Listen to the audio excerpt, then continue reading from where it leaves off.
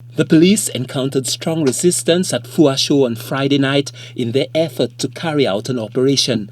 The situation was tense and hostile.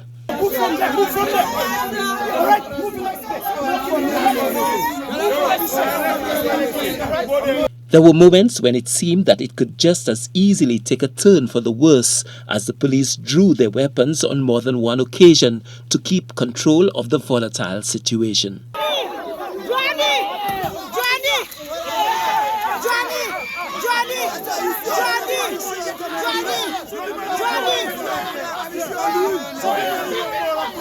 But not even the threat of a deadly escalation could stem the tide of resistance.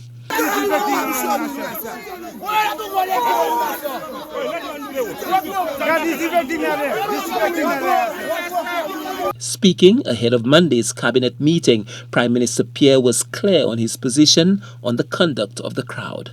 That is unacceptable, and the police will be called to do their duty fairly, exercising the necessary restraint, and I must compliment them for the restraint that they exercised during this episode. Prime Minister Pierre thanked the police for exercising restraint in what was a very hostile situation. Lawlessness will not be allowed, lawlessness will not be encouraged, and the police will be encouraged to do their work without any fear, but within the law, and to ensure that there is nothing that infringes on anybody's human rights, but the police must do their work.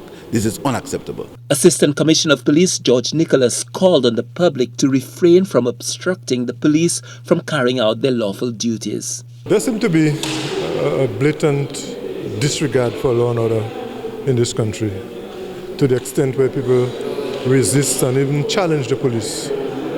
And it is a situation that must be dealt with. I must applaud the police for exercising restraint, but it's a situation where the police have to push back, and we cannot tolerate that kind of resistance and that kind of disregard to the officers like that. We need to allow people to, feel the force of the law when the time comes.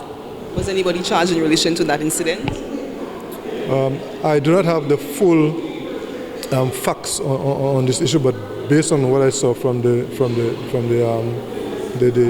on social media, and sometimes you see the video that you see is not the full account of the situation. So I'm sure the officers would take the necessary action in the circumstances. This is not the first time that the police have had to deal with hostility and threats from members of the community in exercising their duties. In the end, the police left with one of the suspects. The incident is under investigations. Stanley Lucian for the HS News Force.